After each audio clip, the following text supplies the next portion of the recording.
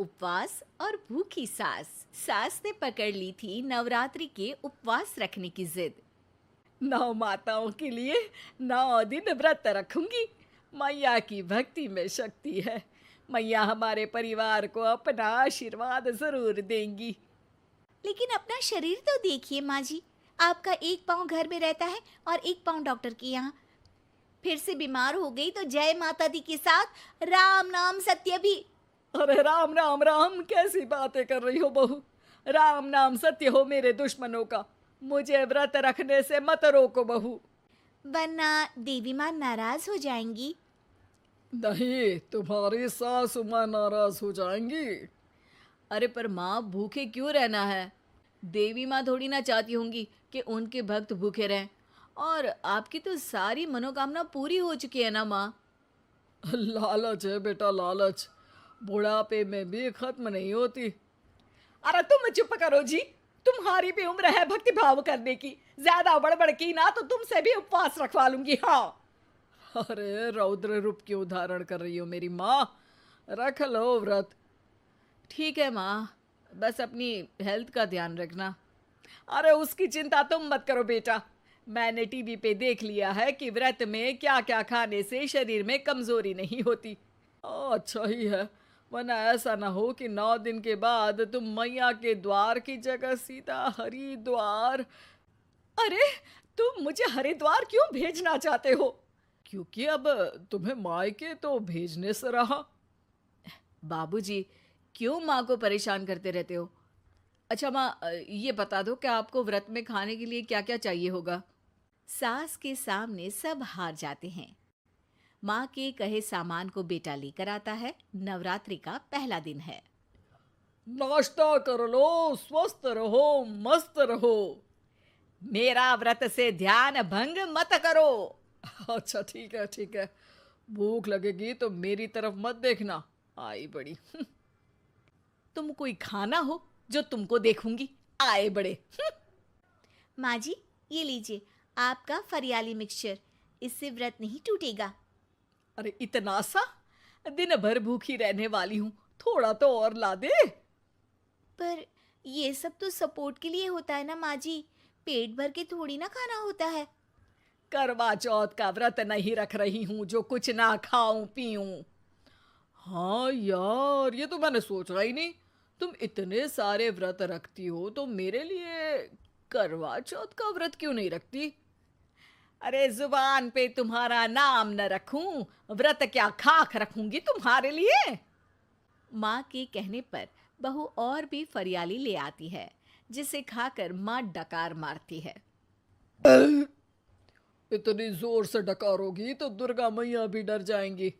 तुमने तो उनके शेर से भी तेज आवाज निकाल दी। अरे शेर के जैसा पंजाबी मारती हूं मैं, देखना चाहोगे? तुम्हें पता है ना, व्रत रखते समय हिंसा वाली बातों से, विचारों से और बुरी चीजों से दूर रहना चाहिए। सही कहा। बुरी चीजों से दूर रहना चाहिए। इसीलिए तो तुमसे दूर जा रही हूँ, दूसरे कमरे में। सास ने कई सारी ऐसी चीजें खाई जिनसे व्रत ना टूटे। बहू, सब्र का फल मीठा होता है। इसका मतलब ये थोड़ी है कि तू मुझे शाम तक फल नहीं खाने देगी।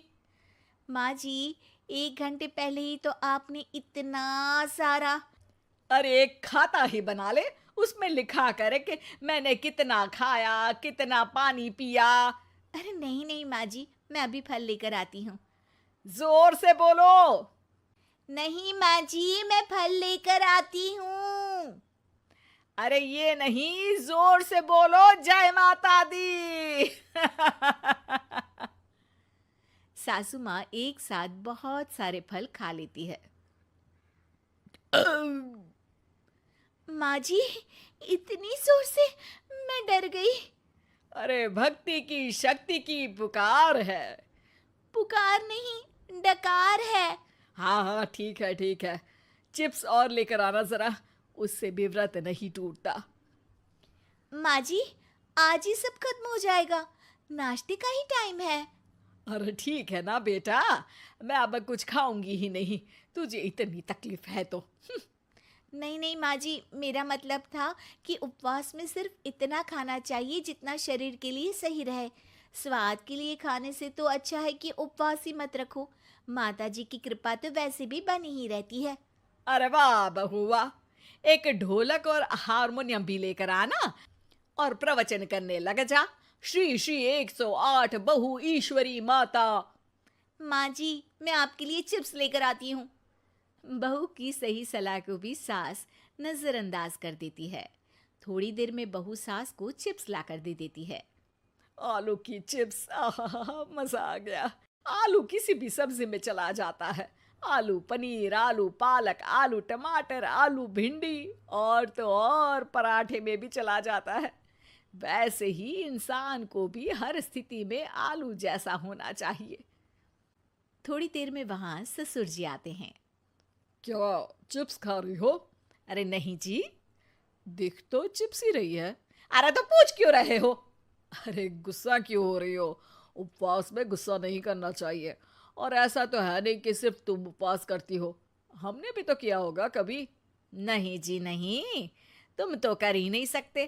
तुम उपवास में भी भेजा खाओगे और भेजा खाने से उपवास टूट जाता है। अच्छा थोड़ी सी चिप्स मुझे दे दो, मन ललचा रहा है। नहीं, उपवास के लिए है। तुम अपना खाना खा लेना जो भी बने। पूरा दिन सास कुछ ना कुछ खाती रहती है। जैसे ही रात होती है, अब बस उपवास हो गया, अब मैं खाना खाऊंगी। जो दिन भर से खा रही थी उसको क्या बोलते हैं? बाबूजी क्यों माँ को परेशान करते रहते हो? अरे लड़के, तेरी माँ दिन भर से इतना खा चुकी है कि देश में भूखमरी की समस्या इसी की वजह से बढ़ रही है। और खाने की दिक्कत नहीं है, कितना भी खाए लेकिन सेहत इधर उधर होती रहती है। कुछ ऊपर नीचे हो गया तो तेरी माँ खाने के बाद हाथ धोएगी और तू अपनी माँ से हाथ धो बैठेगा। अरे इत्तू सा तो खाया था, उपवास भी ना तोड़ू क्या? ठीक है, नहीं खा रही बस। अरे बहू तुम ही बताओ, ये इत्तू सा मतलब कितना खाया है इसने? ना जी ना, मैं कुछ नहीं बोलूंगी। खाना दे रहे हो या नहीं, या 9 दिन बिना जल के उपवास रख लूं? देने के लिए धमकी अच्छी है, सुनने में भी डरावनी लग रही है। पर जैसे तुम्हारी जुबान में स्वाद का खून लगा है ना, तुम भूखी नहीं रह पाओगी। मैं कसम खाती हूँ जी। अरे देखो, कसम भी खाओगी तुम। अरे कुछ और दे दो इसको खाने को। ये ले, दाल चावल खा ले बस। डॉक्टर भी कहते थे कि माँ को आए दिन पेट से जुड़ी समस्या रहती है। बस इसी के लिए घर वाले पहले उन्हें उपवास नहीं करने दे रहे थे, लेकिन जब उपवास करने दिया तो माँ ने इतना फरियाली खाया कि घर वालों की चिंता बढ़ा दी। और जैसा कि घर वालों को डर था, अगले दिन उनकी तबीयत खराब भी हो गई। डॉक्टर को बुलाना पड़ा। अरे जितनी बार आप बीमार होते हो उस हिसाब से तो मुझे एक क्लिनिक आपके घर में ही खोल लेना चाहिए। या फिर क्लिनिक में ही इनका एक अलग कमरा बनवा देते हैं डॉक्टर साहब। बाबूजी, पिताजी, मेरे जनक, क्यों हमेशा मजाक करते रहते हो? डॉक्टर साहब, माँ का पेट खराब है। क्या खाया था? जो मिला जो दिखा सब कुछ। अरे बस भी करो जी। बस तो तुमको करना था खाते वक्त। देखिए, खाना अच्छी बात है और उपवास भी आदमी को रखते रहना चाहिए, लेकिन तब जब शरीर लायक हो। पहले दिन ही बीमार हो गई तो 8 दिन कैसे होगा? आप व्रत मत रखो और खाने पीने पे ध्यान दो। मैं गोलियां दे रहा हूँ। आप भी कुछ खाने को ही दे रहे हो? हाँ, इससे जल्दी ठीक हो जाएंगी। समझ गई हैं आप? अब तो ठीक ही होना है ना मुझे। जोर से बोलो। जय माता दी। जय माता दी। जय माता दी।